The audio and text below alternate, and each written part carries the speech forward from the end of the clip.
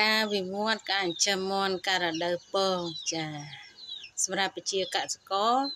បើកការចិញ្ចឹមមាន់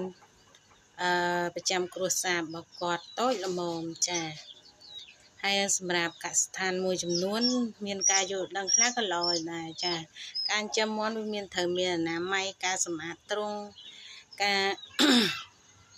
បាញ់ថ្នាំសម្អាលចាមុននឹងយើងបាញ់ថ្នាំសម្អាលយើងត្រូវដកកូនមាន់ចេញពីទ្រុងទាំងអស់ទៅបាច់ទៅទ្រុងមួយទៀតចាដើម្បីយើងបាញ់សម្អាតលើទ្រុងនឹងហើយបោះ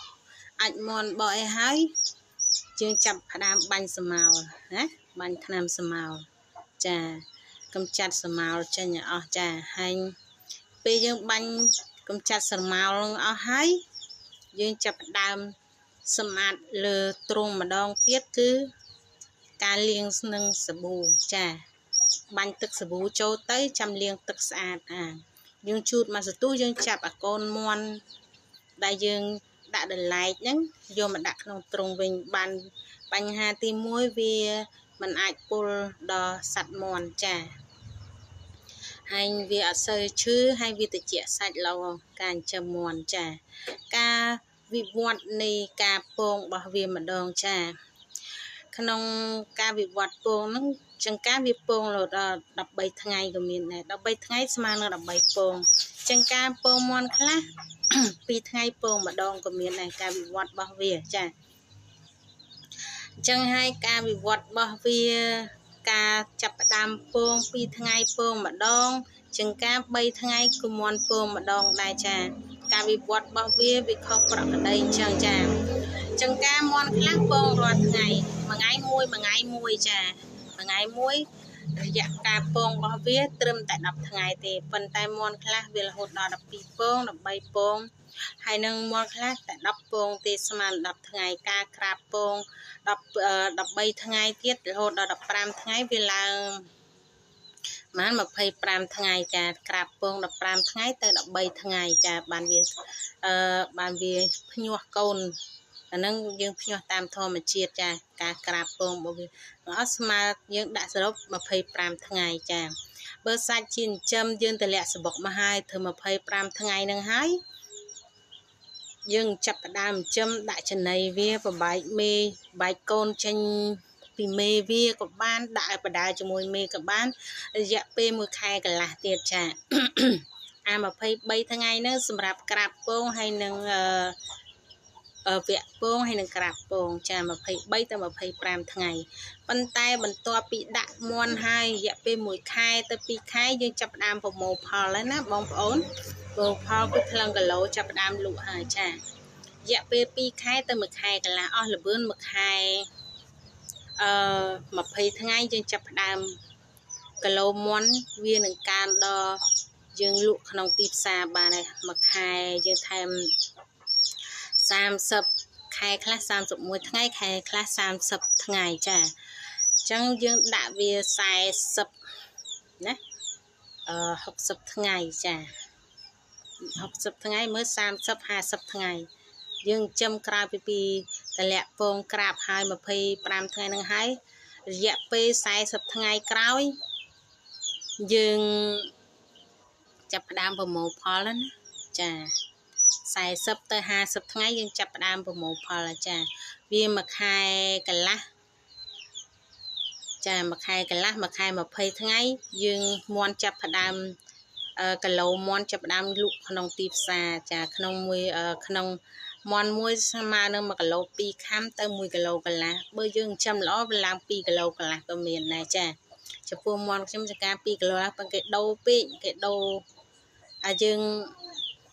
យកឡើងចោលវាដូរគីឡូមាន់ណាយកទៅប្រគប់គីឡូមាន់បោះចោលចាក៏មានដែរចាការវិវត្តវាច្រើនចឹងចានិយាយឲ្យយល់ទៅការក្រាបពង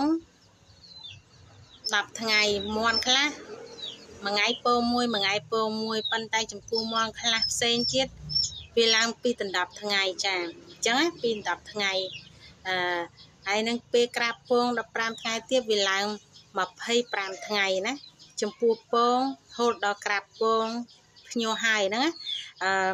ចាប់ផ្ដើមពង ហូតដល់ភ្ញាស់ហើយវាស្មើនឹង25ថ្ងៃ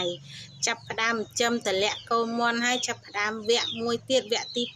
2ចាប់ផ្ដើមបំបែកកូនចេញពីមេចាហើយនឹងចង្កាយើងបដើឲ្យបដើមួយមេក៏បានដែរបងអូនចង់បំបែកកូនក៏បានចង់បដើមួយមេបានដែរចា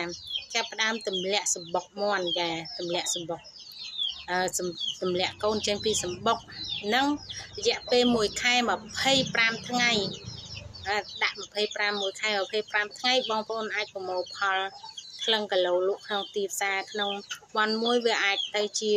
1គីឡូ3ខាំ1គីឡូកន្លះអាចលោតដល់2គីឡូក៏មានដែរបើយើងចិញ្ចឹមបានហើយការលាយចំណីចឹងដែរចាការយើងចង់កិនជាចំណីខ្លួនឯងយើងទិញអាវីតាមីនម្សៅនឹងមកហើយរយៈពេលចាមួយ3អញ្ចឹងប្រហែលខែយើងត្រូវកត់ចាកត់ថ្ងៃដែលយើងទិញនឹងផងហើយយកមកបើមានស្រូវយើងដាក់លាយមួយស្រូវបើយើងមានកន្ទួតយើងដាក់លាយមួយកន្ទួតជាមួយវីតាមីនហ្នឹងយើងកិនជាចំណីគ្រាប់ទៅវិញចាយើងលាយដូចជាយើងចង់កិន100គីឡូ100គីឡូស្មើនឹងចំណីម៉ត់នឹង20គីឡូចាស្រូវ100គីឡូស្មើនឹងវីតាមីនម្សៅហ្នឹងវីតាមីនម្សៅគេលក់ក្នុងទីផ្សារប្រមាណ90000ក៏100,000ជាងណាចាយើងលាយជាមួយស្រូវហើយយកមកកិនហើយកុំភ្លេចគ្រាប់ធញ្ញជាតិរបស់មាន់ដូចជាពោតសណ្តែកក៏បានដែរចាពោតនិងសណ្តែកយើងលាយដូចថាស្រូវ100គីឡូសំទោសស្រូវ100គីឡូស្មើនឹងចំណីវីតាមីន30ដាក់តាម25គីឡូបានដែរណាបងប្អូនចំណីវីតាមីនម្សៅហ្នឹង25គីឡូស្រូវ100គីឡូហើយនឹងចង់កិនជាចំណីគ្រាប់ចា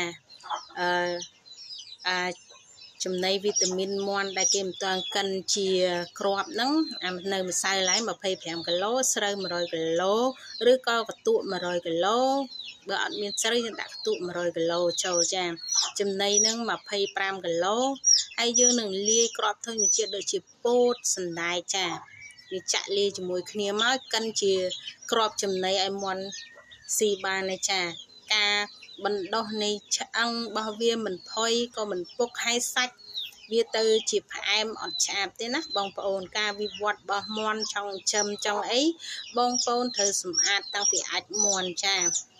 មិនមែនបើយើងដាក់ពីក្រោមមាន់ពេកធ្វើឲ្យអាចមាន់ហ្នឹងវាទៅឈួលដល់ច្រមុះមាន់វាអាចធ្វើជាឈើបានដែរចាការវិវត្តមាន់មានតែប៉ុណ្្នឹងទេចាសូមជម្រាបលា